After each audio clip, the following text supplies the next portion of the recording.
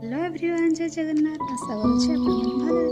सकाल सकाल बापा गंडे चाह कर कि मुझे चाह पी नहीं पलि गाधे पाधे पूजा सारिकी पलि आसली रोषे करने आगे भात बसई देती जेहेतु मत चिकेन रोषे कर तो मुझे पलि मसला रेडी करने जदि आपण मैंने मो चैनल को सब्सक्राइब करना करना चिकेन तो मुझे आगे भाजी नहीं कढ़ाई देती तेजपत्र काटी रखी प्याज मुड़ी आसला देती अदा रसुण पेस्ट हलदी गुंड काश्मीरी चिली आ चिकेन मसला तेल छाड़गला चिकेन पकई चिकेन देवा पूर्व तेल लुण हलदी गोल रखी दुटा मीडियम साइज टमाटो चिकेन भल भाव कषि गला भाजी रखी आलू पकई सारा 2 मिनट कषि दे सारा स्वाद मुताबिक लुण पकई चिकेन है आसला पकई गरम मसला रेडी है घर स्टाइल चिकेन चिकेन कढ़ाई ओल्ले सारा